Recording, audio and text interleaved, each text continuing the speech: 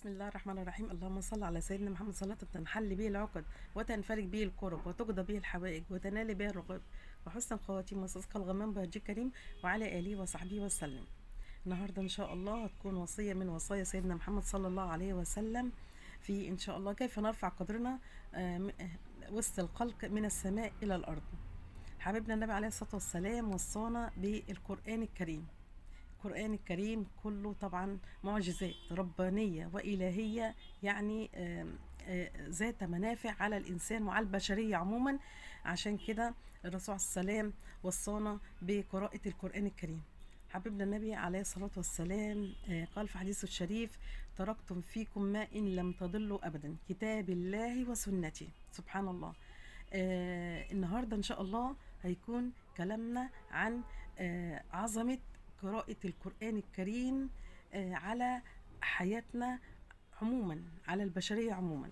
بس قبل ما ابدا الفيديو بقى، ما تنسوش تشتركوا في القناه فضلا وليس امرا، وكمان تعملي لي لايك حلو كده يا اختي الفاضله، وكمان شير لحبايبكم عشان الكل يستفاد من المعلومات اللي احنا بنقولها. ربنا ان شاء الله يا رب تعيني وان انا انفع الناس، حتى الرسول صلى الله عليه وسلم قال لك بلغوا عني ولو ايه. ان شاء الله كده، ودعوه حلوه منكم كده بقى لماما عزه حبايبي. وكمان ما تنسوش اهم حاجه تصلوا على النبي في الكومنتات عليه الصلاه والسلام. النهارده ان شاء الله كيف نرفع قدرنا من السماء الى الارض بالقران الكريم.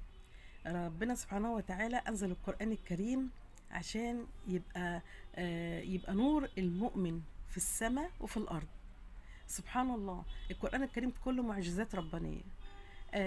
يعني القرآن الكريم ربنا أنزله على سيدنا جبريل عليه السلام، فكان سيد الملائكة.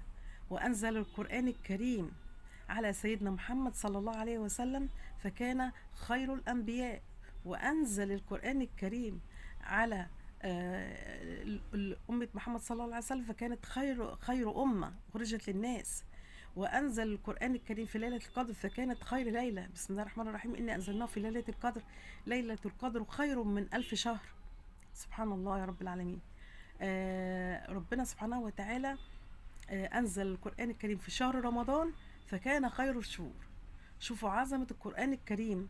فإحنا كل ما نتحلى بقراءة القرآن الكريم، كل ما نتحلى بكتاب الله، فهو الحفظ. ربنا سبحانه وتعالى اللي بيقرأ القرآن الكريم بتدبر وبيقين وبحسن الظن بالله، والله العظيم ثلاثة، هو ربنا يعني هو القرآن الكريم يعني فيه بركات ومعجزات ربانية إلهية، يعني منافع كتيرة جدا جدا للإنسان.